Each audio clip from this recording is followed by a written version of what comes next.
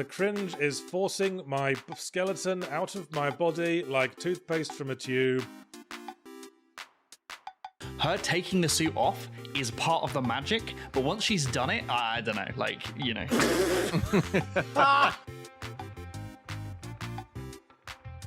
There are accusations out there that I am obsessed with buckets in video games. And those accusations are true.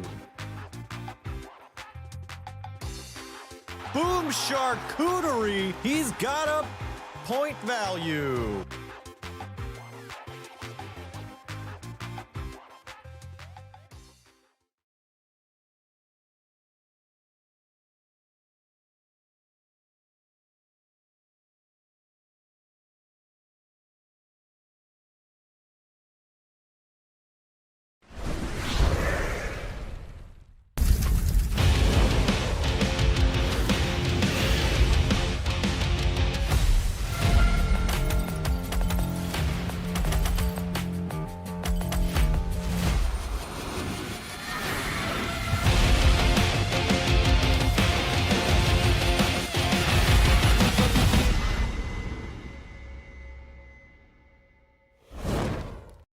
Hello, everyone, and welcome back to Firelink Podcast, episode number 116 for Thursday, June 25th, 2026.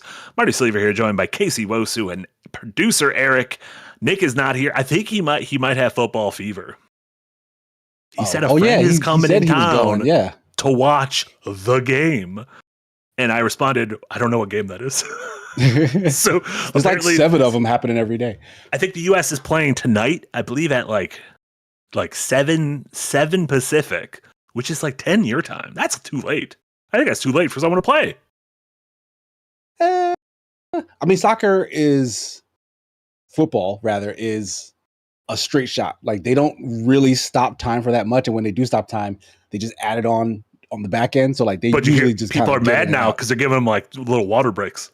I did hear that. Yeah, they turned it into like 4 quarters versus 2 halves, which is like fucking let them drink water. What are we doing? It's so hot. It's summer. Let them drink a little bit of water. Hot. Yeah. And welcome everyone. We got a great show for you today. We're gonna do our we're still looking for sponsors for our weekly segment of Shit Sucks. I'm just naming it Shit Sucks. So every week we'll start the show off by talking about some shit that sucks, and we got a couple shit suckings this week. I want to touch a little bit on this new. Do you even know about this Netflix horror game that's coming out? No, this is the first time hearing of it when I saw it on this doc.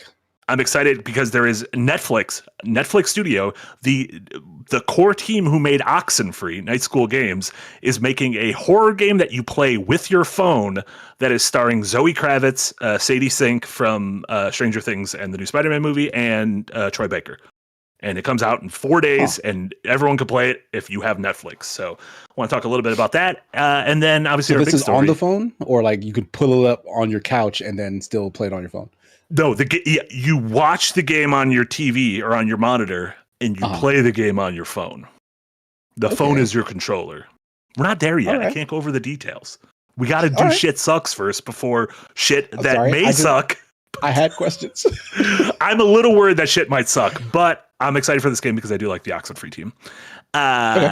And then we'll touch on the big topic, which is the GTA launch details. We knew the date for a while. It seems like it's ironed in now. I feel pretty safe to say this game probably won't get delayed, and if it does, it would be a monumental delay because like they're out there with their hands asking for money now. So we'll break all of that down, and plus stuff we've been playing, including Adventures of Elliot and a little bit of the new Star Fox. How are you doing? How are things? I'm doing good. Yeah. It's warm here, probably not as hot as some of the other places on the planet. But I'm making it through. My son is going stir crazy. He's in the house, and he doesn't start camp until next week. So it's like I'm not letting him just sit around and watch TV. Like you gotta do something productive. Like get some chores done, get some exercise done. Sure. He has like a summer workbook, get that done or whatever. But the boy wants to fight me. He's like everything I asked him to do. He's like, nah. But he's on the cusp. He'll be 13 at the end of the summer. He's becoming a shitty teenager. Yeah, as someone who's a shitty teenager, yeah, that sounds about right. And I what's think funny you is just he need to knows fight it's him. coming, but there's nothing he can do about it. He knows I it's think coming. you need to He can't fight him. stop it. You need to fight him. Assert dominance. I don't think you're allowed to fight your kids like that. I don't have kids. I assume you're able to, right? What's the point of having kids if you don't have a sparring partner? You create. You know what you need to do? Create him make up a quest line for him. I don't know what that means. I kind of did that. Like he has goals to achieve this summer because, like, I think I mentioned that he notoriously last winter break left his Switch 2 on the airplane. Oh yeah, on the airplane. So like he has a bunch of things to do that will earn him currency, like virtual currency, that will then raise the amount of money he needs for us to go through with getting him a new one. Yeah. So like this sort of stuff's part of it, like him doing like the extra work in the summer and all the chores or whatever. Even though I generally don't like the idea of paying your children to do chores. Like they should kind of just do that stuff. But like, we'll ask him to do like extra stuff. Like, hey, maybe wash the cars or stuff that isn't just like clean your room and like do the dishes and normal around the house shit. Yeah, I like that. I feel like that's good. Yeah. When I was thinking side quest, I was going to be like, you got to go to, there's this weird bar down the street. You got to go there. You got to go in the back corner. There's a guy smoking a big pipe and then he'll give you your next quest. One of the many reasons I don't have children is because I'd send them to strange bars and send tell them them to talk to the pipe man. Talk to the pipe. Listen, in Lord of the Rings, that was Aragorn. Goddamn hero. He was the king. Did he ever smoke a pipe again after that scene? No, which I didn't like because I think he should have doubled down when they were like, "Oh, we're gonna reforge your blade and you're gonna become the king." He should have been like, "I'm living pipe life now." Yeah, and it sucks. He was hanging out with Gandalf and the hobbits, and they love smoking pipe. Those guys crazy about pipe. Yeah, like pipe was kind of like a whole thing, but maybe it's like weed, and they couldn't do the mission while on pipe. So like they had to put it down so they could concentrate. Legolas would give them like a drug test. Like every time they'd enter a new part of the kingdom, like Legolas would be like, "Oh, that shit. You know what? Long bottom leaf that stays in your system for a very long time." Shit. Yeah. We'll ask Jay. Jay knows more about this than we do. I'm sure. And thank you, everyone. Great to see so many familiar faces, members of the Green Gang, patrons. Thank you for those super chats. We'll get to those momentarily. But first, let's go down. Shit sucks. We got 3 different pieces of shit sucks, and I'm going to go from least sucky to most sucky. Least sucky is we got the news of the Steam machine prices, which we thought would be expensive. Turns out they are more expensive than we even thought.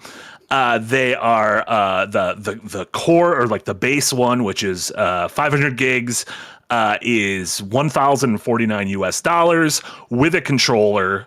$1,130. The 2 terabyte model is $1,350. 2 terabytes with a controller, $1,450. So the lowest price is over $1,000. The highest price is just under $1,500, not including tax. Reviews of this have also come out from a handful of outlets. It sounds like it's not as powerful, in my opinion, as people tried to run Forza 6 on it and it was kind of stuttery, so it's not as powerful as one of the consoles, but it is a PC, which means you get Steam and all that jazz. Does this price to you move the needle in terms of not even your interest, but do you think this price will cause this thing to sink? Do you think people will still flock to it because it is such kind of a niche device? What are you thinking?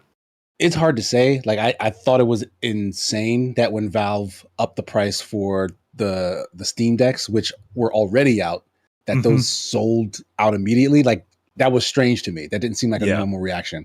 So I don't know what's up with like the Valve hardware enthusiast crowd. Like maybe they just got it like that. Like that particular crowd, they're like high-end PC users and like they just have the money to spend on this sort of stuff. With that in mind, and seemingly Valve isn't necessarily trying to sell this stuff in like large quantities. It doesn't seem like they're not trying to, flood the market with them. Yeah. I think it will sell out again to that crowd. But I also think for what they're advertising, this could have been extremely attractive for a much less enthusiastic crowd. Yep. My son, for example, who I just mentioned, asks me all the time because he comes in my office and he sees like my Steam window pulled up over here. He's like, "Oh, is that a thing I can try? Is that a thing I can try?" Not really, because he doesn't have a PC in his room. Like he has like a Chromebook that he uses when he does computer stuff. And I've been thinking about getting him a PC. But honestly, if this was affordable, this is something I could probably get him so that he would get access to the Steam library, because like I like getting him more games to play, and he's showing interest in it and whatnot. Yeah. Now I basically have to settle for getting him kind of a mid-range PC, which is going to be a nightmare whenever I get around to doing that. Yeah. Because this doesn't seem worth the price that I'm going to have to spend. Like for like an extra $500-$600, I could get him like a full PC.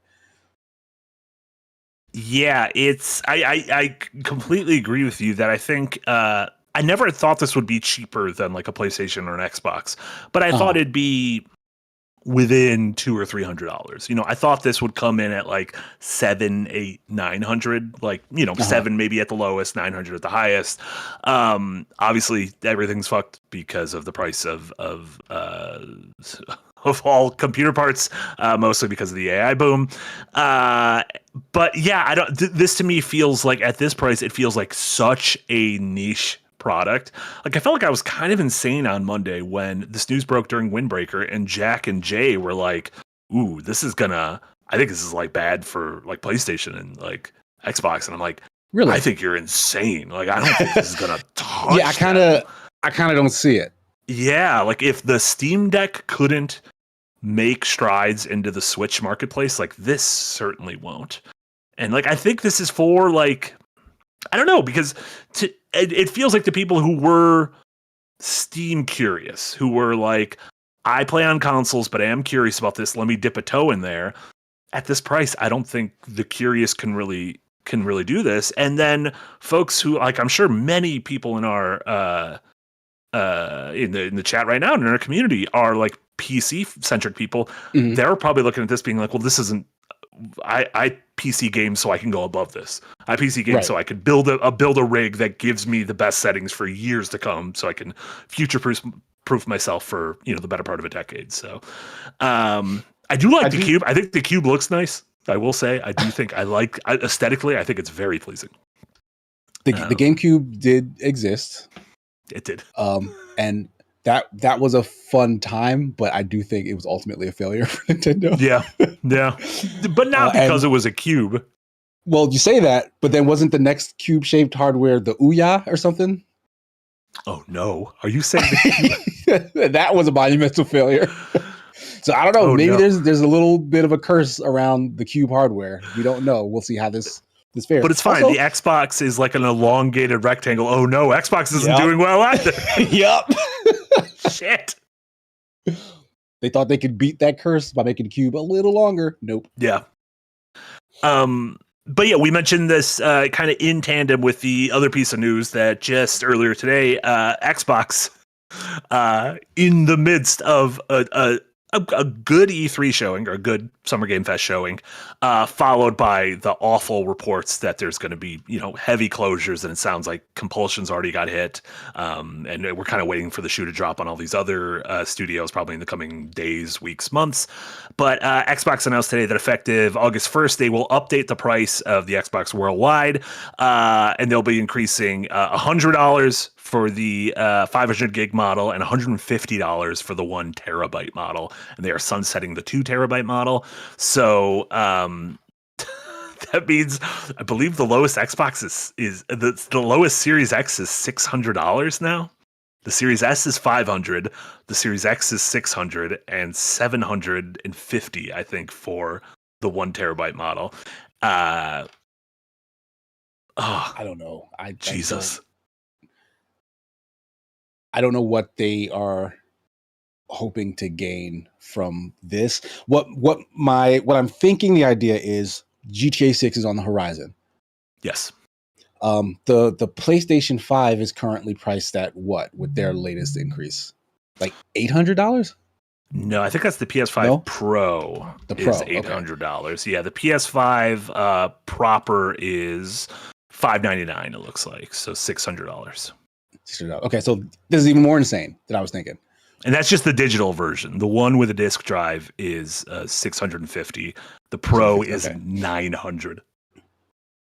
Jesus Christ. So yeah, like logically speaking, I would assume that they would take the chance of, if someone has been waiting this entire generation for GTA 6.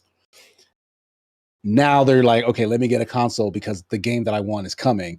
What is the cheapest console I can get? Then Xbox at that point is like, all right, well, we need to sell. Let's make ourselves profitable, but at the cheapest price point for someone who's trying to get in for that game. That flies in the face of that because you can get a PlayStation 5 for cheaper.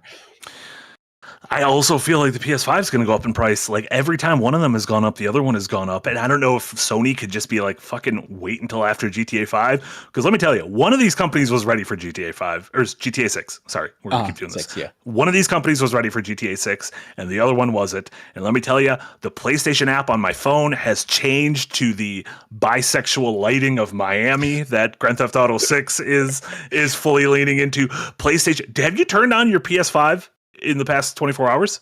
No.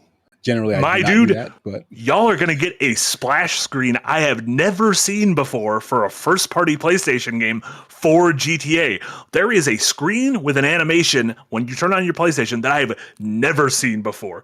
Like, it was shocking the amount of work they put into this. And like Sony seems like they realized their golden goose this fall is GTA, and Xbox is kind of like, oh shit, GTA was coming out, right? This seems completely unrelated to that. And with everything that's happening at Xbox, they kind of seem distracted. Like it seems like they, like you mentioned, like they're not thinking about this at all. They're not thinking about how they can capitalize on this as a hardware manufacturer, and that seems problematic. Yeah. Completely agree.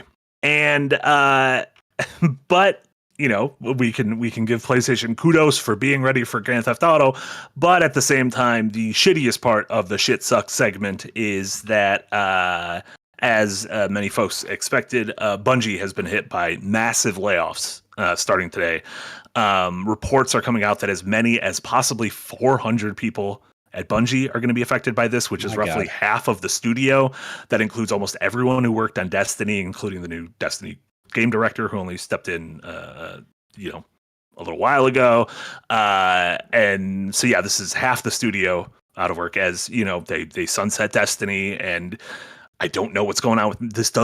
Marathon doesn't seem like the kind of game that you keep a 400 person studio around for. So, and according to those reports, they did not have any projects in like early incubation, you know.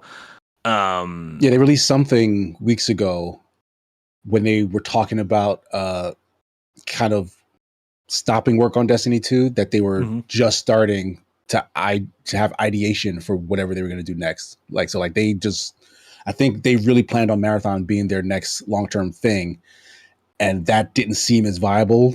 So like they put that information out there, like, oh, we're going to work on something new, maybe in a similar vein to Xbox's Ninja Theory promo for Senua, to like let people know, like, hey, if you want to invest in what we're doing, or that like we were working on stuff, but like that, that was less convincing to kind of just put in your press release versus at least the video that Ninja Theory put out. But man, that is unfortunate.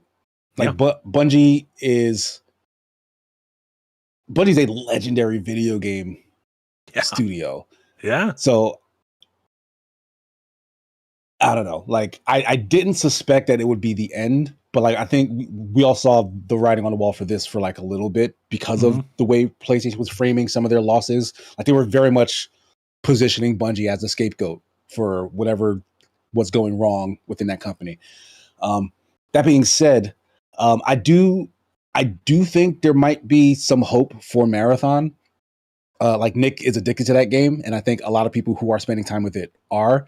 The PvE thing makes me even more intrigued to go in and check it out, because like I have wanted to, but like I'm just not a fan of the extraction shooter stuff, and that might have been the main reason why I was like, well, I can get to it later, despite the fact that these live service games kind of can disappear and blink off the face of the earth. But with a PvE thing being added, I think more people might be curious enough to try it. But there is an asking price. That game is not like a free to play thing. It's $40 to get in. So again, it's a hard ask. Like I'm not sure what's going to be. I don't know what lays in store for them right now. Sure. They, you know what companies need to start doing? Companies need to start treating these teams like basketball players. There should be trades. Giannis Antetokounmpo, my boy, just got traded from Milwaukee to the Miami Heat. The trade was Giannis, another guy, Bobby Portis, and for a shit ton of Heat assets. Microsoft and Sony should have sat down, traded Bungie to Microsoft, and then Microsoft trade Sony Double Fine, Compulsion, and Ninja Theory. So, but it feels like Bungie makes more sense with Microsoft. Microsoft, feel like they are the shooter console and they understand live service a little bit more. And up until recently, Sony felt like they were a company who could like incubate smaller, creative, single player driven teams. Yes, that does make sense. But the reason why I guess they kind of shifted those portfolios in exactly the opposite way is because they were kind of stuck in those lanes, right? Yeah. Sony needed to try and get more of the multiplayer audience. Needed is a strong word. Sony wanted more of the multiplayer audience. Microsoft wanted more of that kind of indie flavored single player whatnot. So I get why they went in those directions, but they both kind of proved that they're bad at those lanes. Like they kind of aren't fostering those things in their respective markets. Really sucks. This is, I have no doubt that in the next week or 2 weeks we'll be talking about this happening to another studio. So and it is like, as much as you could dunk on Bungie now, like, yes, if I had to name probably the 10 most iconic like Western game studios of the century, Bungie would be one of them. Like they're up there. Yeah, Halo, the run of Halo, and then Destiny and Destiny 2 at its peak, like crazy impressive. Like, so to see that fall from grace so quickly in like less than a decade is like it's like it's another testament to how fragile the industry has become. Like, things that are seemingly too big to fail get so big that they inevitably fail almost. It's like the next thing they do will be so, like, the development costs on the first Destiny made headlines. Folks had never seen a game that had as big a price tag attached to it as Destiny at the time. It was like, what was it, 500 million they were saying at the time? There was like they were getting Paul McCartney to do stuff for it. Like, Do you remember Peter Dinklage was the voice of your ghost? Yeah. And then they fired him because he wasn't like, we hired this famous, probably very expensive actor, and he wasn't good enough. Get the fuck out of here, Peter. And Dinklage. he was probably like the most, like, that was when like Thrones was at its highest. That was like the zeitgeist was Tyrion Lannister. Yeah. They was like, well, that was a waste of money. Fuck it, we'll do it over. Really incredibly shocking. So we'll see what happens to Bungie and all these studios going forward. Like we keep saying, I imagine it's going to get worse before it gets better. Yep. Let's go over some super chats before we jump on to why not the Netflix game and then the GTA 6 stuff.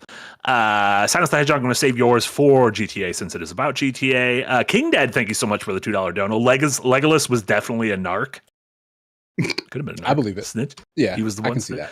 I mean, Boromir was clearly the snitch in the group. Like, he was the one who was like, what if I take the ring? I don't know if this guy's worth taking the ring. I think I should take the ring. Well, a narc, I feel like, is different than a thief. That is true. A narc's you got a friend in your friend group who like kind of like goes in your wallet when you were like asleep in their house or some shit. It's like, okay, I can't fuck with you anymore. Like, you're out of Eric find this picture of like, what? Did you make that, Eric? Eric was very quick. Like, let me make a picture of Legolas doing little sneakies. Incredible. White Cane, thank you so much for the $2 dono. Pipe was really a thing in Lord of the Rings. What the fuck? So cool. Yeah. J.R.R. Tolkien invented pipes. So shout out to him. Don't look that up. SP Rocks, thank you so much for the $5 dono. Technically, the GameCube wasn't a cube until you attached the Game Boy Advance adapter to the bottom. Well, what was it then? It was a stumpy cube. I think it wasn't a perfect square, apparently, but it was a future-proofed cube. I don't know, it looks cube enough to me. No, it was already a cube. Like it Cubish. just got. You put a rectangle on the bottom of a cube, it's still a cube. Yeah, I think they're probably going down like legal terms. A cube probably has to have every side be the same length. Nah, we're talking about cube souls. The It's soul of the cube. 100%. First off, would play that indie game, and second off, it's 100%. That's like dinosaurs with feathers. Again, I understand it. I understand that they had feathers, but in my mind, they did not.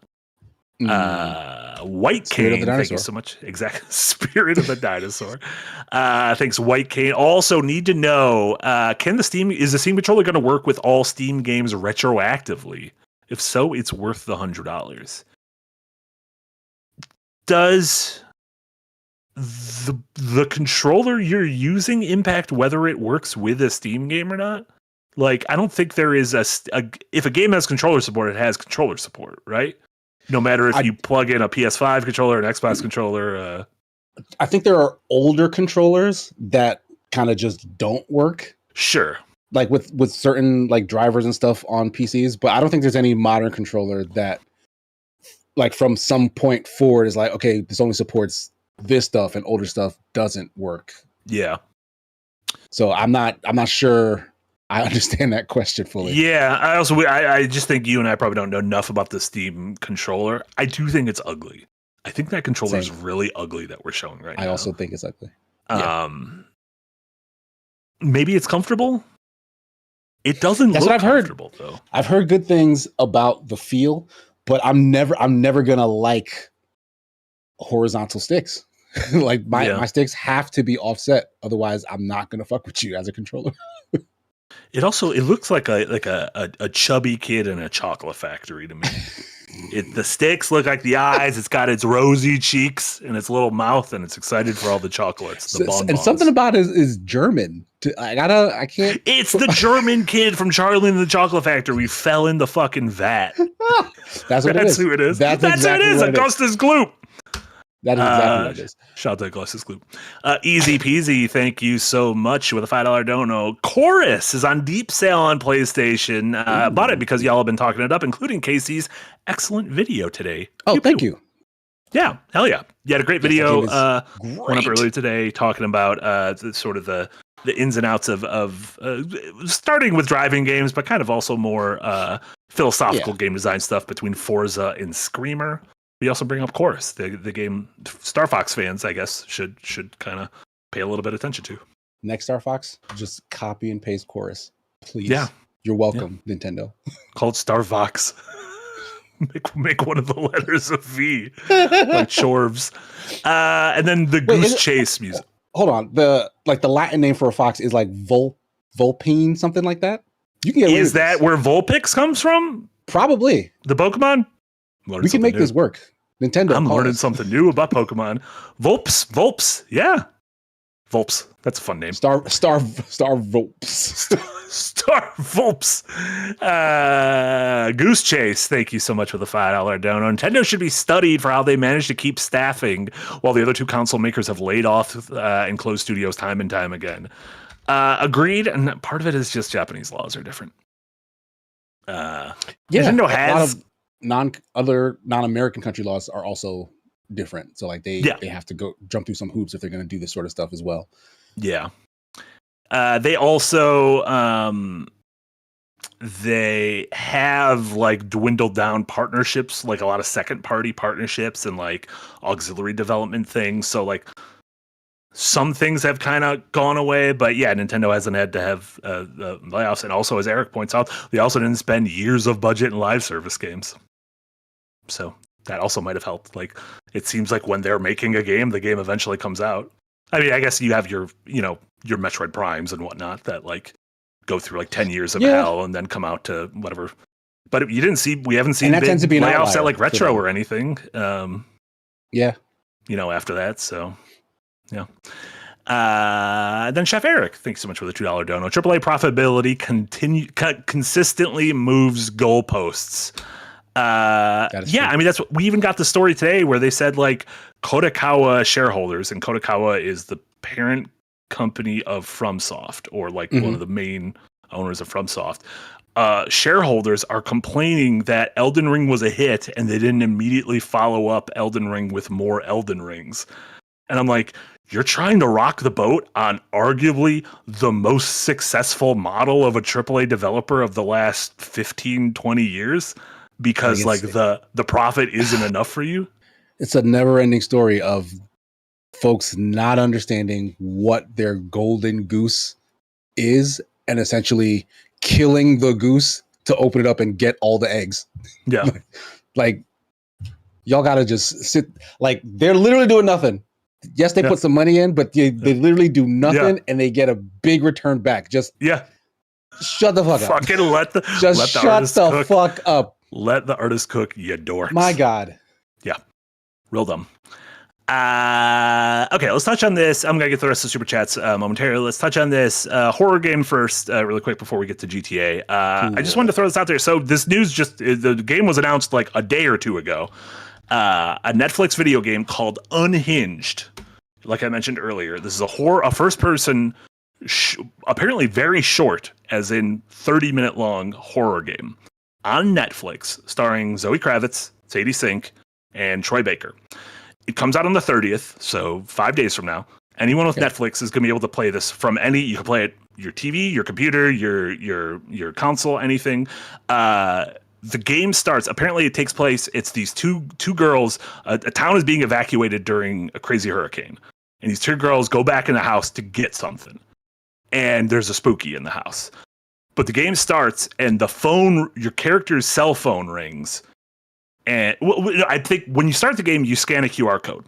The character's cell phone rings, and your cell phone rings. Your real life cell phone rings, and you need to pick it up, and a character starts talking to you. I don't understand how you control this game because everything they've shown makes it look PT-ish. I'm assuming it's maybe like, did you ever play any of that like Bandersnatch or any of those? The choose your own adventure. Kimmy Schmidt things. Yeah, I actually really enjoyed many of those. Like there was a WWE Halloween one. That's right. I played through with my son. Like that stuff was fun.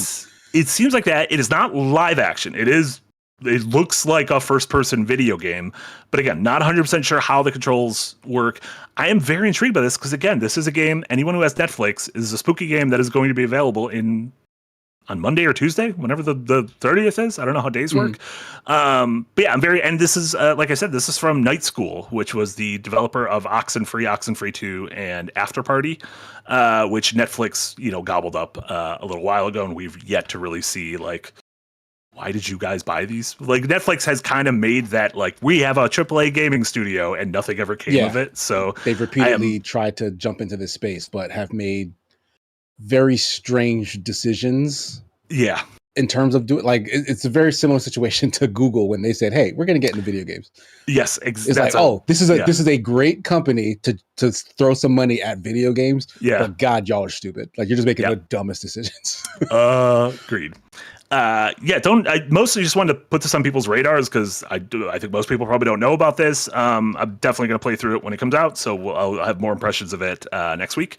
But Unhinged comes out. Yeah, I'm going to try this on Netflix. Yeah, and it sounds like it's very short. It sounds like it's like 30 to 40 minutes, so a single sitter. Perfect. Absolutely perfect. Hell yeah. Okay, let's move on to our main story before we go on to the stuff we've been playing with GTA 6. The news Rockstar has seemingly officially put a ring on November 19th, though anything could change. Grand Theft Auto 6 is coming out on PS5 and the Xbox Series consoles that day. Two different prices. $80 for the base game. So this is a $79.99 game, puts it on par with like your was Mario that much money, or was Mario Kart or was Mario Kart 69? No, Mario Kart was 79. So, well, that's 80, yeah. Mario Kart World was 80, but only outside of its bundle. Sure. A lot of people, it was like an extra $50 if you got the game with the console. Right. So in people's minds, it was less than that. So $80 for the base, $100 for the deluxe edition. A lot of people are upset because that deluxe edition includes a lot of just single player content like stores. And I don't understand if a store, an in-game store, like an in-game tattoo parlor, an in-game like store with outfits for one of the characters, which someone pointed out, the pink tax has come for Grand Theft Auto. So if you want your character to look nice, you have to pay the. But I'm literally confused at like, okay, so if I buy the $80 version, is this buildings in the game, but the door doesn't open? Can I like knock on the door and they're like, no pours allowed? Yeah, you got like a pop-up that says this is only for the blah blah blah. Oh yeah, that's oh no, that's bad. That's really bad. If that's the case. So that sucks. And then the other big things: no disc, and no multiplayer, and no PC at launch. So when you buy the game, it is not going to be on a disc. It is going to have a piece of paper with a download code on it. So when you are buying the game, like what you are ostensibly getting is a case with a piece of paper. No multiplayer, which the other GTA 5 didn't have at launch, and no PC, which GTA 5 also didn't have at launch. The no disc thing, my theory here is twofold. One, can't buy the game used. There's no way to sell this game. Like this game, once you've redeemed the code, the box is ostensibly worthless. Two is, it feels like every single game has had some kind of a leak recently, because when you have to distribute millions of physical copies, ultimately a billion hands touch them. And this game especially, this game is getting stolen. Yeah. People would be like, it would be worthwhile to get fired from your job to steal this game and sell it to someone. Yeah, I kind of agree with the logic around that like it's a little too risky. Like the headline writes itself, like, oh, a truck full of GTA 6 copies was stolen and put on the black market or whatever, because that's gonna happen for this franchise. So like, just take that option off the table. Sadly, that's kind of the world we live in. So with these details out there, and again, this didn't come alongside like a fancy trailer or anything. It came alongside a shit ton of screenshots, that, and then like a short little date trailer. Like, I'm assuming we're going to get the next big deep dive into the game probably in July or August. But do these details, the pricing, the kind of the stuff it doesn't come with, do those in your mind move the needle one way or another on your what you're looking forward to in the game, anything like that? How you think the game will do? I don't know. There's a lot of stuff happening here. The curse of capitalism paints the release of GTA 6 as a thing that is almost impossible to actually hit the marks that I think capitalism expects it to hit, because several things happened for GTA 5 to become what it was. And one of those things is subsisting over 3 console generations. Capitalism today doesn't have time for that. They're going to look at the number of sold copies of GTA 5 now and be like, if 6 isn't on track to break all of those numbers by this arbitrary time, then it's a failure. Because for sure, Rockstar has spent way more money than anybody else on any other video game to get this made. They expect to get billions and billions back. I don't know if billions and billions back will satisfy everyone's money who was invested into making this what it is, because I don't think they're going to be happy unless they have the patience to wait another 3 console generations.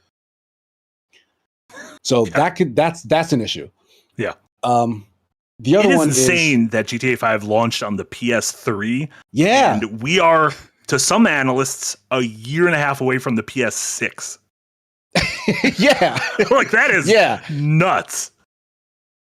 Like, it is insane. And the thing is, no other game has done that. Like, this game is in a complete league of its own making. And kind of by accident, they didn't plan to stretch out over that long. Like, once GTA Online took off, because that was kind of the secondary thing attached to the big single player game, which was a big deal in its own right, GTA Online just became this whole other beast. They even stopped doing the single player DLC stuff, which they were doing with the game beforehand. I think they even announced that they would have expansions at some point, and then they kind of just dropped it all because they were just going to focus on the wildly successful online stuff. So it's a big ask to get everyone who's consumed by 5s online to jump into 6 at the same time, and to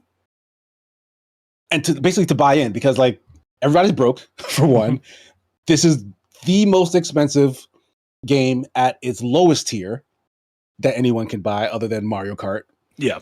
Which doesn't have an alternative way of getting it for cheaper. And the diehard fans are probably going to feel cheated if they can't afford that $100, especially with the content that's attached to it, from what you're saying. Like that seems really shitty. Yeah. It's I don't know. That can rub people the wrong way, I feel like. I don't know if it's enough to stop them from jumping in, but we also don't know if this game is going to be good.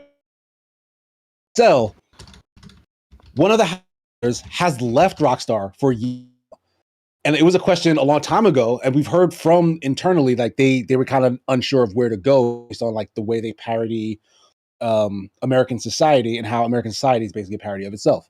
Like we don't know what it is they're going to come up with story-wise, gameplay-wise, that will actually kind of top what 5 has to offer. Yeah, I mean, it is. That's the thing is, it's such a different climate than it was in 2013, right? I think Eric's changing the servers quick, so I'll wait. I'll wait to continue until the servers. Looks like the servers changed. It is such a different climate than it was then. The indie space is so different than it was then. An entire kind of generation has come in. Like that was before, you know, anyone knew what the fuck Roblox, Friend Slop, like, you know, a game like Mecha Chameleon wasn't coming out and selling 7 million copies in 12 days back then. However, like Jesse Schwab and I made a video about the Grand Theft Auto kind of 6 release and how no one else is releasing a game in that orbit. And a ton of the comments, understandably, because the audience we've cultivated tends to be the sophisticated audience who I only play the finest indies and I get my games several years later, are saying like, I'm not that excited, just gonna wait until it's cheap or like whatever this is bad. Totally get that. Y'all need to zoom out, because we are not the people who made Grand Theft Auto 5 sell 230 million copies. And I keep banging the drum. 230 million is more than every copy of any Resident Evil game ever combined. Yep. 230 million copies is more than Elden Ring, Skyrim, The Witcher 3, Stardew Valley, and Breath of the Wild combined. It is staggering to think what this is. And people are saying, well, it's not on PC. It's not multiplayer yet. That just is another bump for this game. Like, this is a 10-year game that is going to have these massive bumps. And another one of the reasons people aren't releasing a game in November around it, the counter-programming thing makes sense, because there are people who aren't interested in GTA 6, and they want to play something else. The problem is every fucking game channel is going to be covering GTA 6 for the rest of the year when it comes out. IGN started a Grand Theft Auto podcast. I know what, and it's not like they're covering it because it's some conspiracy. They're covering it because it gets clicks, and it gets clicks because they're covering it. And it is this cycle. They cover things when they're popular, and they keep covering them because they're popular. And you can say you're not interested in this thing, and I get it. Like I didn't play GTA 5. I'm planning to in the near future. I want to go through all the campaigns. I am fascinated by this game as a cultural artifact, because we have not, in my time covering this industry, we have not had something of this magnitude drop. And I just find it fascinating. Like, and I think anyone who is interested in the video game business, in the concept of AAA and spectacle, like I'm fascinated by this game. Absolutely. I need to play this game day one. Yeah. It forces you to pay attention. Yeah. Even if you're not interested, it's in your thing, you've never played a Grand Theft Auto, you still know that Grand Theft Auto has hit the street, right? Yeah. You're going to see stuff on your timeline. It's kind of like the equivalent of like people watch the Super Bowl who don't give a shit about football, because like the Super Bowl is bigger than football. Like Grand Theft Auto is bigger than video games. It's kind of like its own thing. Yeah, very intrigued by this. We got some interesting Patreon comments that I wanted to go over.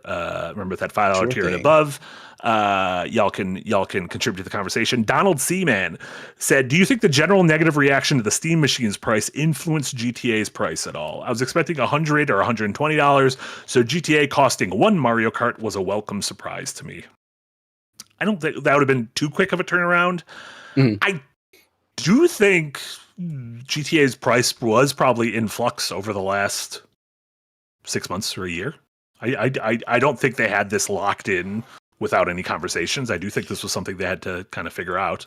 I think when analysts brought up the idea of $100 price tag, the reaction maybe spooked Rockstar, because I'm sure that they considered it, right? But the analysts, they kind of maybe blew the whistle, and people immediately was like, "Oh no, that is way too much for a video game." Yeah, and things only kind of got worse for the public. So like, you can't do that. Like it would seem so mean spirited for them to launch at that price. But the best they could do is the worst that someone else did. Sure, and that was Nintendo with $80. I do feel like they've set a bar at $80, and 99% of other people would be foolish to put their games at $80. Yeah, because everyone's going to be like, "You put your game at the same price as Grand Theft Auto?" Like, really? Exactly. Yeah. So I wish it would have been a little bit lower, because it would have been very funny if that was 70, and so you can look back at Nintendo and be like, "What the fuck were you thinking with Mario Kart? Why did you put it that high?" Like, Nintendo tried it. Nintendo has a high enough opinion of themselves to try it, but I think it failed for Nintendo, because that game, I think it was the wrong game. Hit as hard. Yeah, it didn't hit as hard as people thought it would. And consequently, after that, Nintendo basically said, like, "Okay, well, we'll do a 70-60 split in terms of like digital and physical." So like, they relented on that. Yeah, Rockstar can get away with it. If that was like Breath of the Wild or Smash, I could see that. Oh, Fire Emblem's gonna be $80. That's a bad price for Fire Emblem. Is it really? Okay, they fucked up again. I thought they specifically said $70 physical, $60 digital. Why would they then go back to an $80? Oh, if it's $70, I don't care. Oh, it's 70 digital. Eric, I don't give a shit what it is physical. Get out of town, Eric. I'm sorry, I didn't yell at you, Eric. I don't want that tchotchke over here. I still think that's nuts. I think that's nuts. Yeah, that is nuts. That's not going to work. That's bad. Yeah. That's bad news. These people are goddamn. Cameron Gore, thank you so much. Also in the Patreon said, "Do you think that other current developers could wait as long as between games as Rockstar has?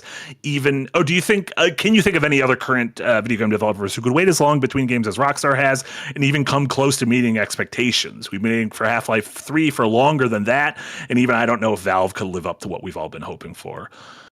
I mean, not even that. I just don't think financially anyone could go that long without releasing a game unless you were still being funded by your previous game that was making infinite money. So, yeah. No. Yeah, I do think this is very much a kind of one-of-one situation. I don't know. Like, Roblox only seem to have interest in doing Roblox, but like, if they cared about actually making video games as opposed to making a platform to extort children, then yeah, they could take as long as they wanted to come up with a new big thing. So like, they'd be in that camp. But like, yeah, it's a very exclusive club to get away with that, right? Like, it's folks who have sort of a unlimited money printing machine in their back pocket that gives them the freedom to do whatever they want. Valve with Steam, Roblox with their child labor economy, Rockstar with GTA 5, Epic with Fortnite. Well, I mean, Epic will tell you that Fortnite is not paying their bills, but that also seems like bullshit. But yeah. But yeah, it's the biggest of the big who can get away with that. Yeah. I never thought about the idea of like Roblox can make a game that's not Roblox with this money. Like, there's going to be a Roblox movie, I'm assuming. Right? Like, that's not even a joke. Like, hate that company. There just will be, and it'll probably make like half a billion dollars. It's terrible. King Dad said Rockstar also released Red Dead 2 not that long back. King Dad, I need you to sit down. That was like 8 years ago. That was a very long time ago.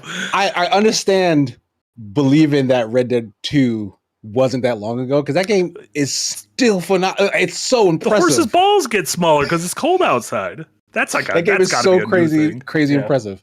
It looks like it came out last year. 8 years ago. That is disgusting.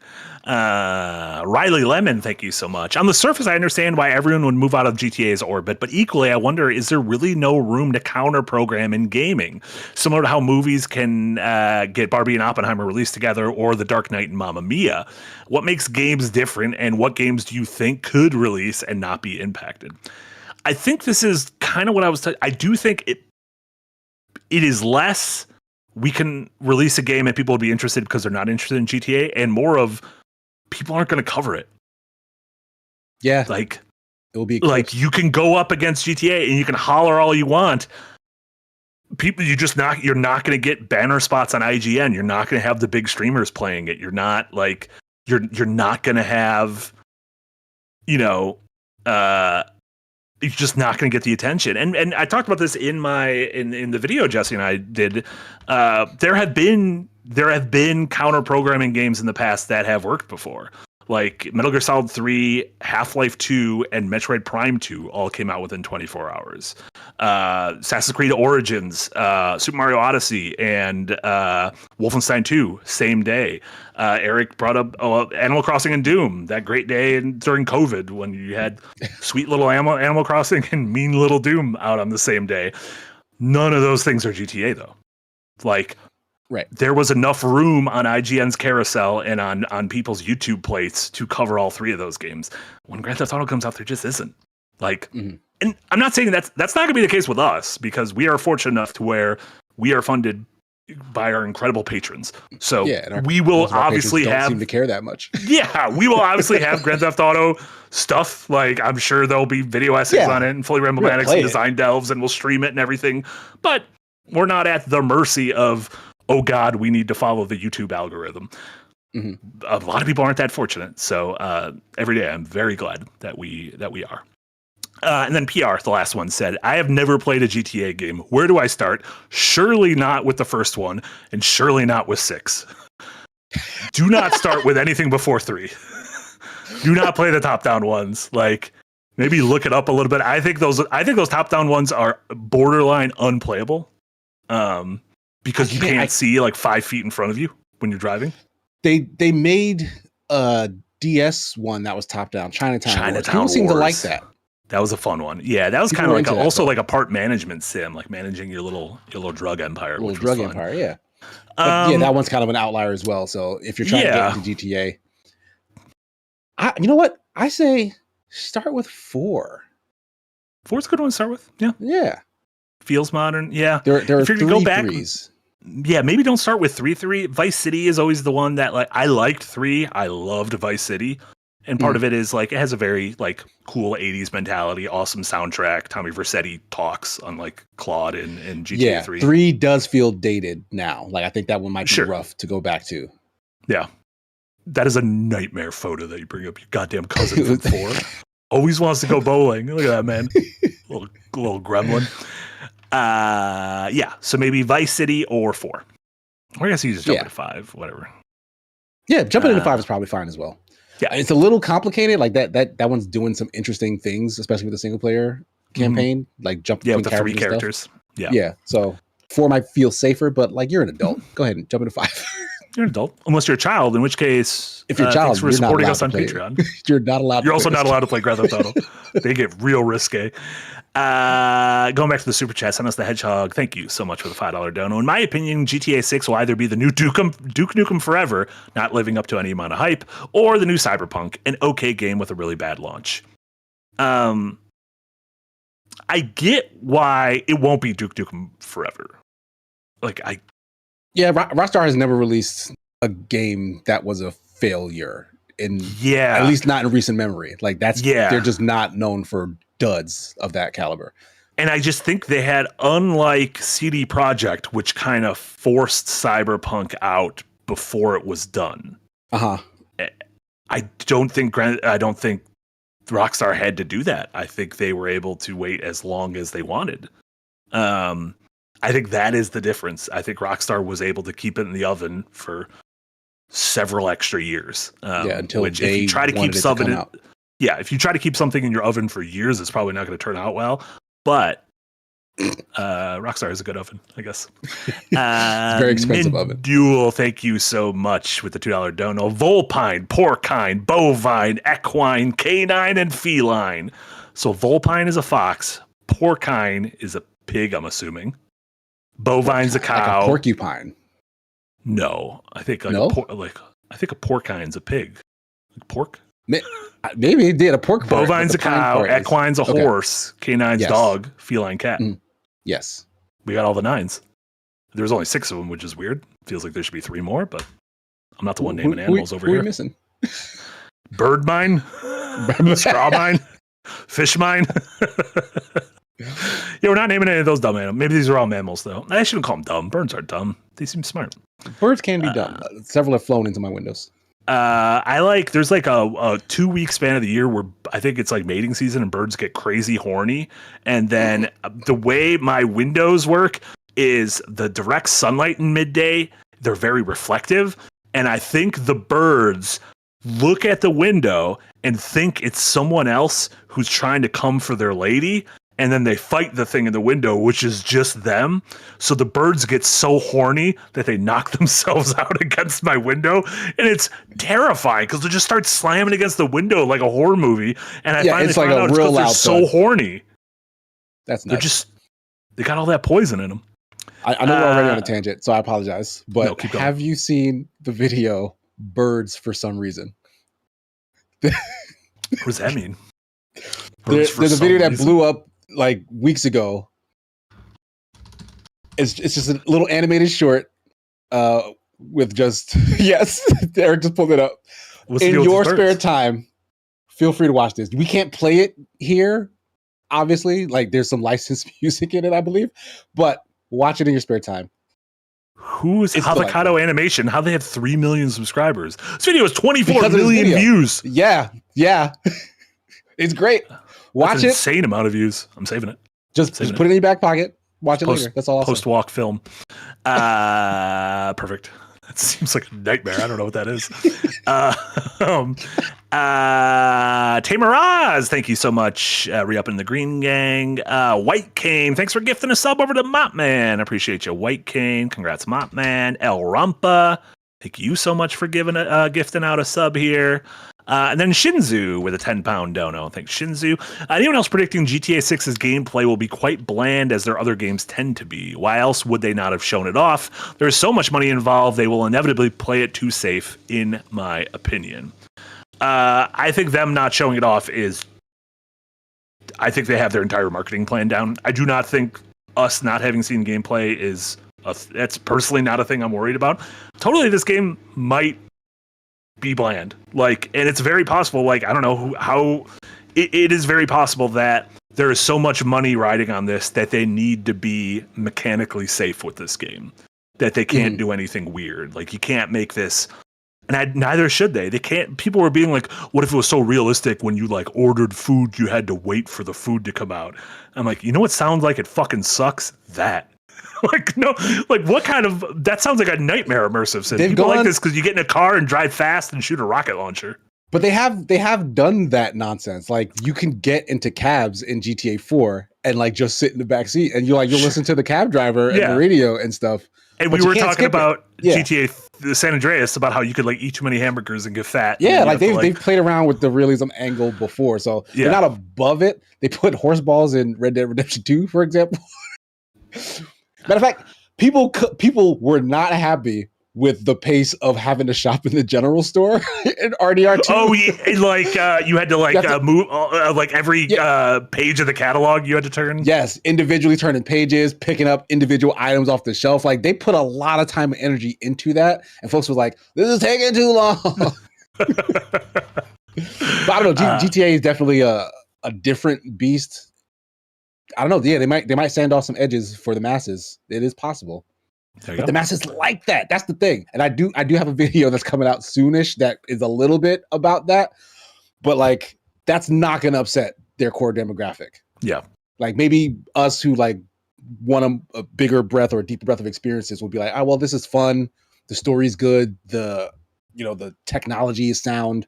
Mm-hmm. So like you play it, you finish it, and then you move on. The rest of the world will not have seen anything like it ever until it, because they don't play as many games. There you go. Thank you so much, Shinzu. Quintuple, thanks for the dono. I dare you guys not to talk about GTA 6 on release. Well, if you dare us, it'd be rude of us. It'd be rude of us not to take this dare. What do we win? The problem is there's fucking nothing else coming out in November.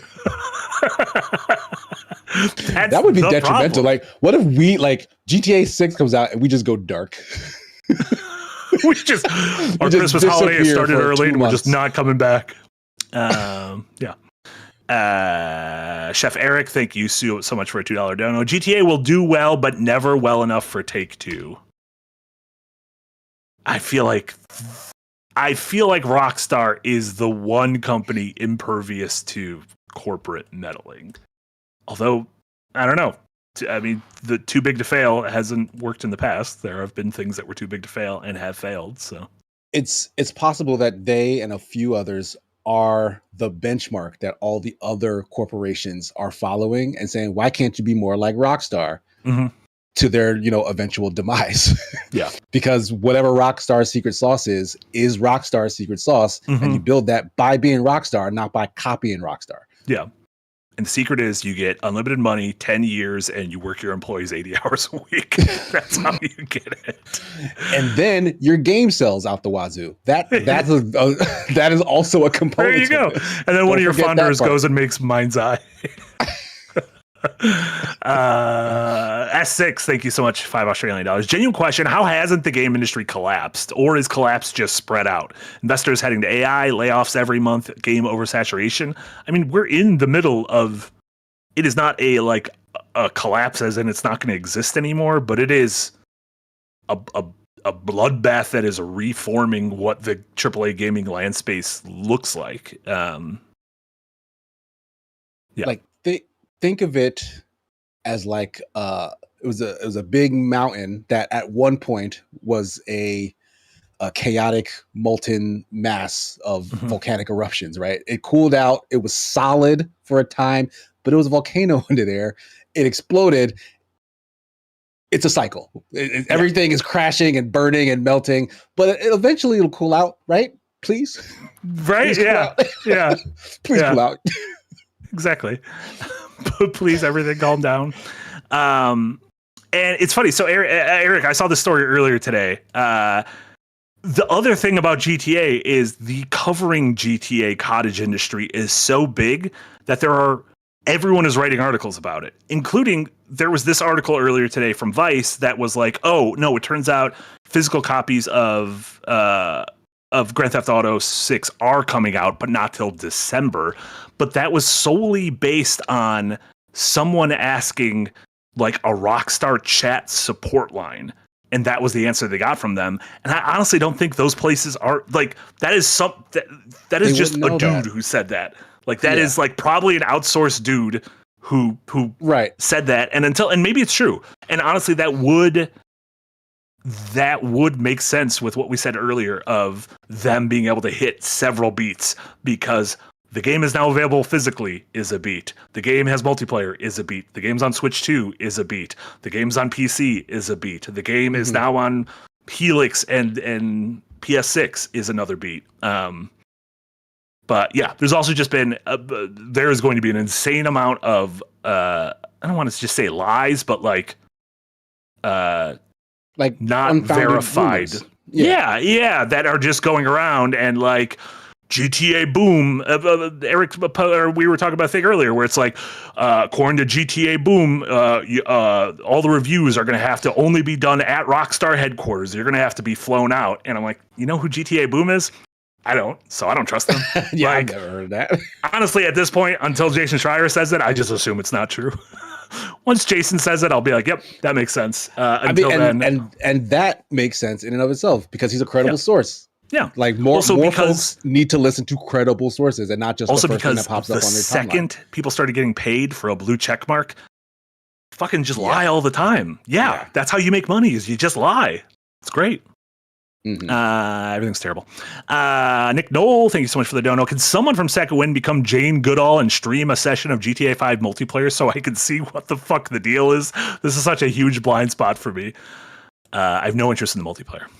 I will stream the single player. I put a good amount of time in it when I was palling around with some of my friends and online friends back in the day.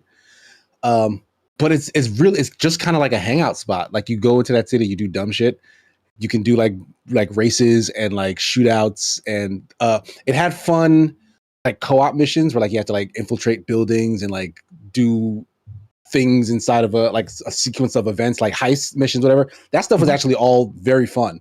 Yeah, that's what it sounds like. It took forever to load into anything because and that was a thing that I don't think ever got fixed until like a decade or so later. Like how long is this game been out?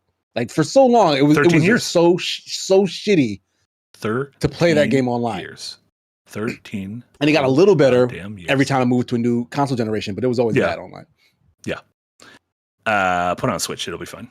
Just like that fucking FromSoft game, whatever it is, Dust Bloods.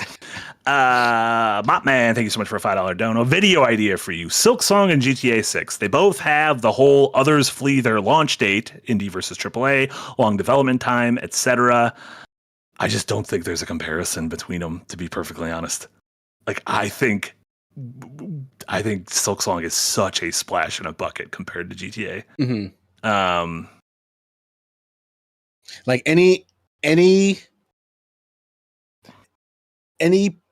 adult who has like a TV or who like watches media, you can go up and say GTA 6 is coming, and they will understand what you're talking about. If you tell them, hey, Hollow Knight Silksong is coming, right? Yeah.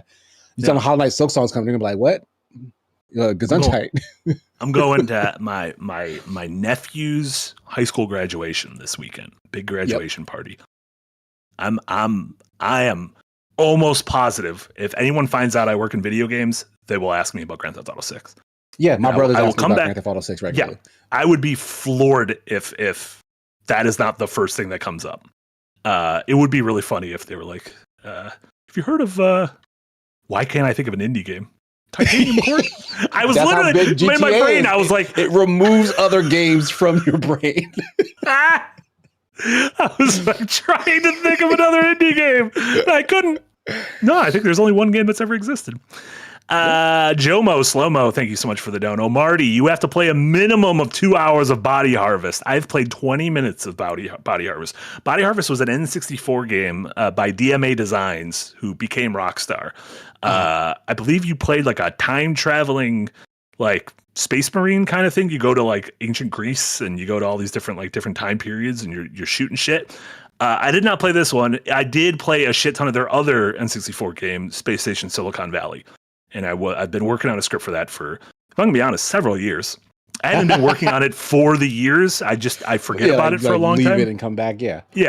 But I did play a little bit of this for that. And that would tell be you, playing it would not make you think like, these guys are gonna. It's like playing old crunchy FromSoft and being like, yes, Evergrace. This will eventually be what becomes. I can see what Dark Souls.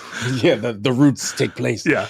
All that's there is the Moonlight Greatsword. That's the only thing that actually carries over. And then Resident Shuni, thank you so much for a $5 dono. Not to get political, but I can't help but think they're playing coy on showing off the game because whatever is there will draw the administration's ire. If I'm going to be perfectly honest, I didn't even think about the fact that this is going to be so annoying to hear mainstream media talk about this game. It's going to be so annoying. Like Elon Musk being like, I didn't actually like Grand Theft Auto because I don't think you should shoot cops in video games. He did say that, right? He did say that because he's a fucking dweeb. Yeah. Because he's a trillionaire dweeb. We need to bring back bullying. Probably shouldn't bring back bullying. Bullying's bad. Bully the rich. Bully upwards. There you go. I think we solved British saying, right? Bully up. Bully upwards. Oi, bully upwards, chap. Bully up, mate. Incredible. Let's go over what we've been watching, what we've been talking. We've been talking. Should we say we've been talking on this podcast? Should we like what we've been talking is like while I was doing this podcast where we talked about the Bungie layoffs. What we've been playing, what we've been watching. Casey, what have you been playing and or watching? Well, similar to you on both accounts, actually. Got access to Star Fox, the new one, Yes. and put a little bit of time into it before the stream. I really like it. Like So do I. it is very much just Star Fox 64 in how it feels and plays, but everything is just up-resed and smooth. I am having a great time with all of the extra fluff around it, like the cutscenes. There's a what do they call it? A hollow thing where like you can actually go and read information and profiles about the characters you meet. When we you and I have been doing like the playthrough of the Star Fox games. And when we played Star Fox 64, then we did like whatever special stuff we needed to do to get to that secret planet and then have that encounter with Falco's ex-teammate Kat, right? Yeah. But we literally don't learn anything about Kat after that one little sequence. Yeah. This game has a dossier on her after you meet her. So you actually learn bullshit about Kat. And it's like, it's fun writing. And like the character interactions with each other is fun. We've been talking about how their voices have kind of changed from game to game. Like there's a lack of consistency. All of the voices for all the characters that I've come across so far in this sound perfect. Like Fox sounds just as like sure of himself and cool, but also a little shitty. Like Falco sounds exactly how I imagine him to sound. Like Peppy has his like prospectory, like southern drawl back and whatnot. Like he's got more energy than he did in Star Fox Assault. Yeah, he was absolutely asleep in Assault. But I mean, that's further in time, so I think he's like near his deathbed in Assault. But I'm having a really good time with it. I think it's fun. I can't wait to go back and replay levels that I've already played because I can see like, oh, this was a thing that they wanted me to do that I just missed out on. Like, oh, I need to avoid these lights, or I need to shoot all these enemies, or go into these rings, or whatever the hell they're asking me to do. But it's a good time. It does have a co-op mode though, which I'm very curious about. So if we do end up streaming this, I'm wondering if maybe we can try that. Ooh, do you think there's online co-op? Well, that I don't know. I've not touched it. Yeah. I don't even know what it says something about. Oh, I think the messaging on it says something about you have to be in a game chat thing. Oh, okay. Eric says it sounds like co-op is one player moving the ship and the other one shooting. Oh, that's real dumb. I thought it would just be like two ships. Real dumb. Yeah, I thought it'd be two ships. That's dumb. All right, scratch that. That's pretty stupid. But did they make any of the frogs sexy in this game? I'm really into it. No, Slippy. We don't know anything about Slippy's family or past in this, and he's still a dweeb. But like I'm saying, every character is characterized the way you want. Like Slippy is like he's smart, he's good at his tinkering job, but he's also a dork. Like in the training mission, he fucks your R-wing up. Like he crashes into you trying to do something cool. It's great. I love it. Y'all. It's a great remake. Well, not remake. It feels like remaster. Like they're calling it a remake, right? It's definitely like, well, no, because a remaster, it's a remake. It's a brand new game, right? But they literally just did the same stuff and like put cutscenes in it. I just went down a weird little rabbit hole, a frog hole, should I say? Oh no, because I already forgot what his dad's name was. I had to look it up. Beltino, right? He's the father. Beltino, the father of Slippy Toad, the brother of Grippy Toad. There's a Grippy Toad. That's a real man. Do we meet Grippy Toad in the Star Fox universe? Oh my god, he looks nuts. Where do we get Grippy Toad from? What game is he in? Grippy Toad. Oh, he's in Star Fox Guard. That's the bad one. Oh, that's like Five Nights at Freddy's. You play as Grippy Toad. But also on Beltino's R-Wingpedia page, under family members, Slippy Toad's son, Grippy Toad brother, Amanda, possible daughter-in-law, and then possible grandchildren. What does that mean? What? Possible. Does Slippy or his brother have possible children, you think? Can't be Slippy. No. Grippy is not Slippy's brother. Grippy is Beltino's Slippy's brother. Uncle. Oh, okay. Yeah. Gotcha. Uncle Grippy. That sounds so bad. It sounds just devastating. Yeah, completely agree. I've put about an hour in. It is the N64 game, but prettier. Love the visuals, love the sound, love the music. Some people were complaining about the writing. I don't know. Like, I thought the writing in the original was just kind of silly to begin with. So new writing. It's all really quips in the original. This one puts a little bit more like context between opportunities for them to quip, but all the quips are gold. Yeah, honestly, like Fox is a dickhead. Like he makes a joke about clamming up after he does an undersea mission because he's teasing Pepper about having to pay them because he's a mercenary. Yeah, that's good stuff. Great, I love that. One thing I did notice, they removed. This is gonna be a dumb complaint. They removed red flashing to signify you are hitting a boss in a place that is affecting him. Yeah, okay, I did notice that. Yeah, it's that is kind of tiny annoying. Yellow electrical stuff is what pops. Yeah, up. It doesn't seem like as intuitive because there are some missions. Most missions, it's like, oh, shoot the big glowing thing and it's fine. But there's other ones where I haven't got there yet in this one, but I remember this mission playing and I saw people online. There's one mission where you're following the train in the Landmaster tank, and there's a split to where you can, I believe there's two exits, and one of the exits is near the end. You have to kind of rail the train into a different place. Like you have to shoot something so that the train takes a right instead of a left. The thing that you shoot this time around has no kind of feedback that you're actually hitting it. Whereas in the N64 game, when you were shooting it, like it would flash. You'd be like, oh, this is probably something important or something I can hit.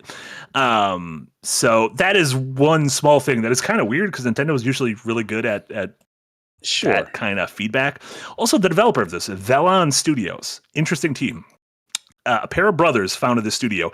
It's the founders of Vicarious Visions who ended up leaving, the Activision Blizzard family when they were like putting them in Call of Duty hell and everything. Started this studio. They made that Mario Kart Live game. You remember there was you can get the remote control car. AR. Yeah, the AR assisted reality thing. Then the one full game they've made by themselves, Knockout City. Do you remember that one? The that combat dodgeball game we played? Yeah. That was them. That game was awesome. Yeah. And so they played that as all live service games seem to go. It died because that's how everything happens. But yeah, it seems like, Nintendo trusted them with this. And I wonder if they're going to almost become like a Grezzo kind of studio, like someone that Nintendo goes to and is able to be like, okay, we'll give some of these projects to you. And then maybe eventually, I am curious, if this is one of those games that you did good on the remake, now try an original one. Kind of Grezzo did the 3DS remakes of Zelda. They did the Link's Awakening remake, and then they did the Zelda Echoes of Wisdom, which wasn't as good, but given the shot to do it. So they might have intrigued. Ball, I think. But we'll probably maybe we'll show off some more Star Fox next week on our Wednesday night stream. You've been watching anything else? I'm trying to think. Not really.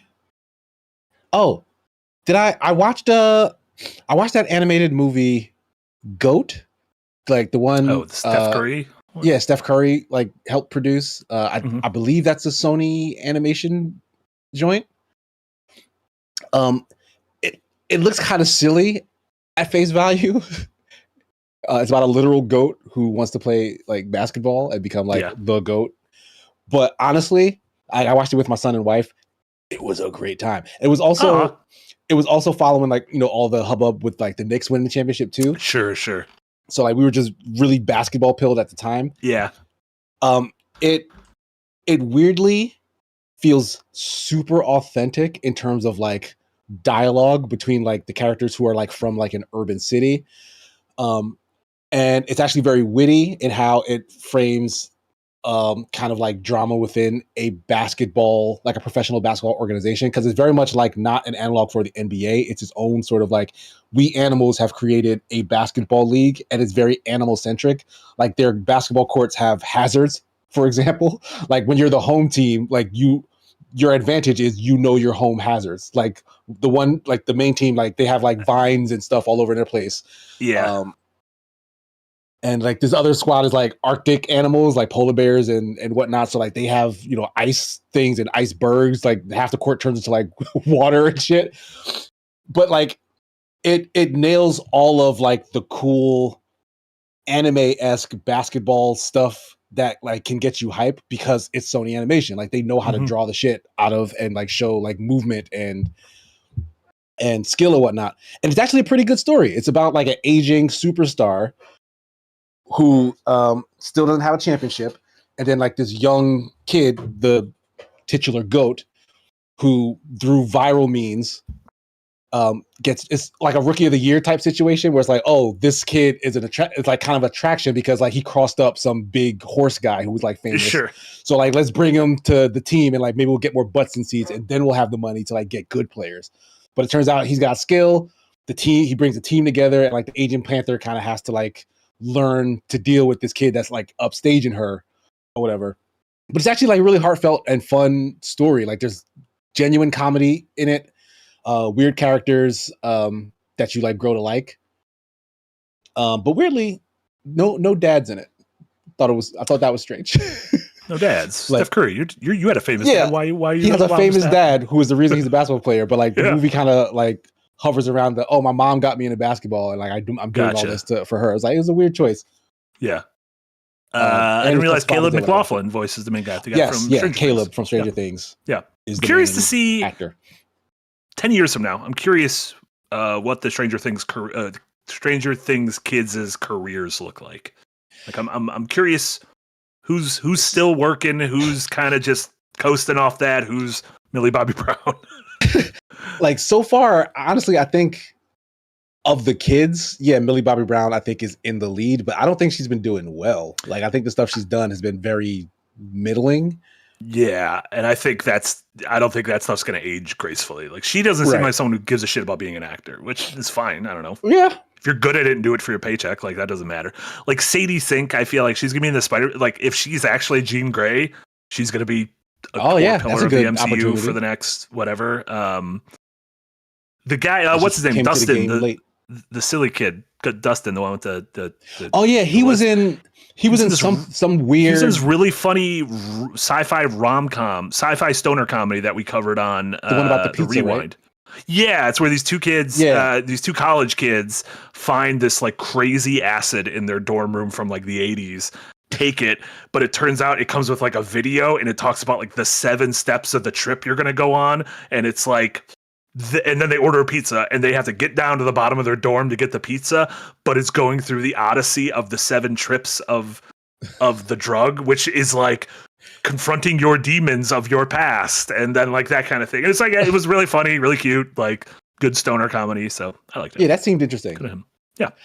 I would root for him of all the kids, if I'm being honest. Like I want him to be like a thing. Yeah. I liked him and Steve Harrington. I thought their dynamic was really fun. Yeah, they were great. And honestly, then when they fought too much the last season. I was like, you guys got to stop fighting. They were fighting a lot. We only got like 6 episodes left. You got to make up. I'm not going to be happy if y'all die when you're not happy. Anything else? I think that might be it.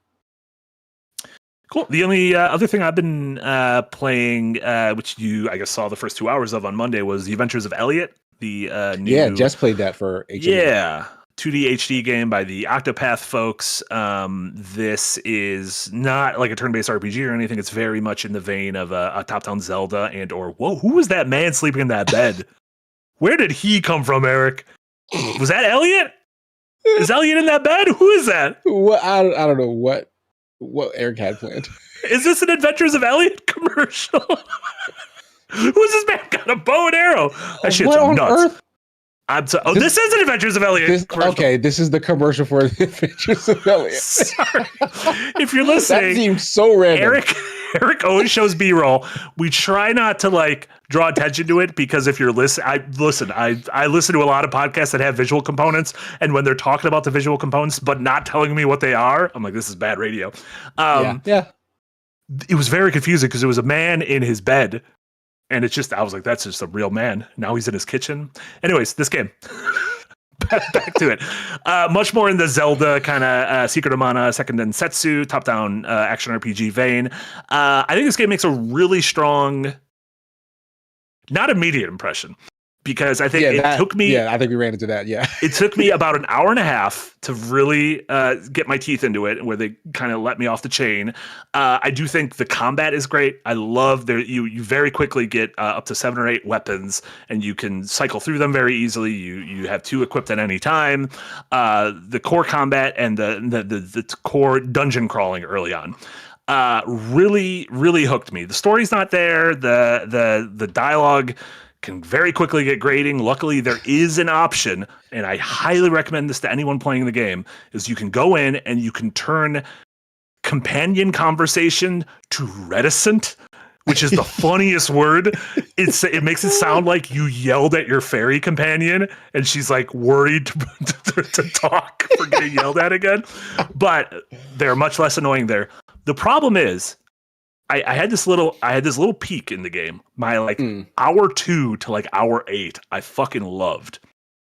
I put a couple more hours into it. I'm like 10 hours into it. Apparently this game's like 25, 30 hours. And I'm like, I'm getting that feeling. Have I seen everything you have to show me? Because now I have all the weapons. Every upgrade I'm getting is just like the thing I have, but a little bit better. And every dungeon is starting to feel samey.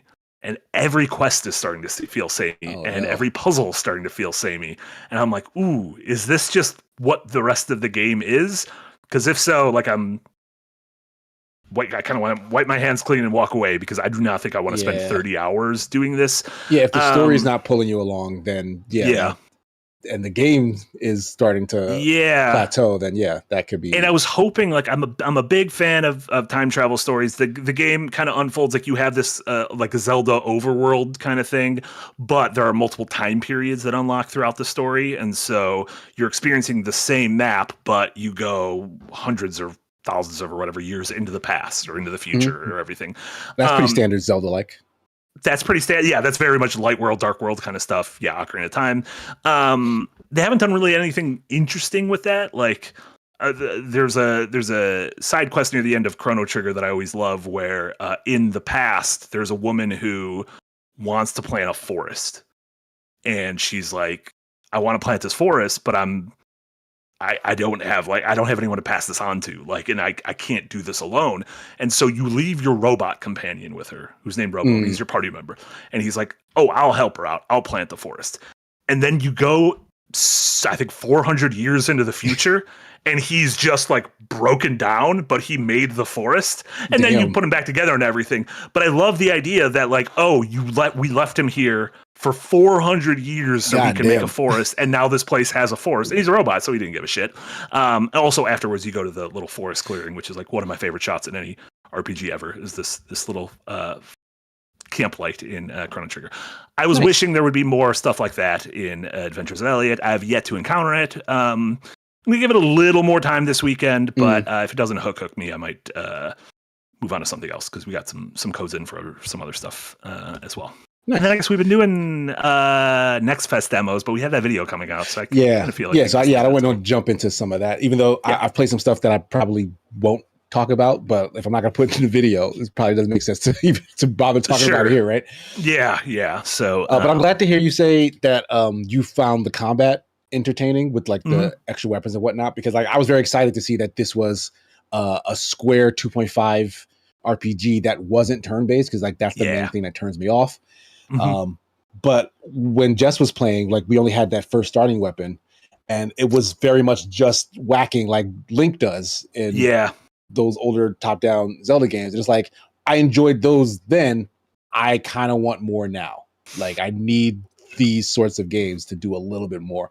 So I'm interested in jumping in and giving it a shot myself too. The combat gets more interesting as you get different weapons and you choose which pair you want to go in with. So like I kind of settled on a long spear and a boomerang, but then also you get this fairy companion that you can control with the right analog stick, and she has different magical abilities. So that's like another thing to add to it, to where you can have her become a flame elemental, and you can set people on fire and shit like that, and then throw your boomerang at them. And so it has a free demo on all platforms that is like the first 3 or 4 hours of the game, and your progress carries over. So I just always like calling those out, because I think those are always really good ideas, especially for a game like this that no one knows what the fuck the Adventures of Elliot is. It's probably a dumb name, because everyone's like, who is Elliot? Like, that's the kid from E.T. Like, Red. I think that's gonna do it for us then. What do we got going on in terms of housekeeping stuff? Tomorrow, if you're a member of the Phoenix tier, we're doing our movie hangout at noon Central. So we'll remind folks in the morning again in Discord, but excited for that. No Second Wind streams proper tomorrow, although there will be a new episode of Unpacked by Eric and Nick on... it's on Mecha Chameleon, and how kind of AAA developers could learn from how quick and lean a game like that is, where we put this game together in 2 months and put it out there, as opposed to we spent 8 years following a trend, and it turns out people don't give a shit about this trend anymore 8 years later. And then Saturday, obviously, is episode 4 of Adventures Nigh. Very excited about this one. Yeah. We're confronting, what's his name? Nizbak Picklefeather? Yeah, it's a big guy. Yeah, it's a big guy. He's large. I didn't think he would be that big. He was way bigger than I thought he would be. Tune into that Saturday morning. What do you have going on? What should folks know about from you? We mentioned it a little bit earlier today. A new video essay dropped about my experiences playing some arcade racing games. It was a very fun video. People seem to like it. So hopefully when you check it out, you will too. Sunday, me and Cheshire should be back with more fighting games for the first 2 hours of Super Smash Sunday. Join us on here at 12:30 p.m. Eastern Standard, and then we jump to my Twitch channel, Sigma Gears 9, for 3 hours of Smash Bros. Ultimate, as is standard. Nice. And that game is free, not Smash, but 2XKO. That game is free to play. So if you want to play with us, show up on time, jump in that lobby. We had some good matches going on. Have you found a main yet? Or are you still dabbling? I am still dabbling. I need to actually go back and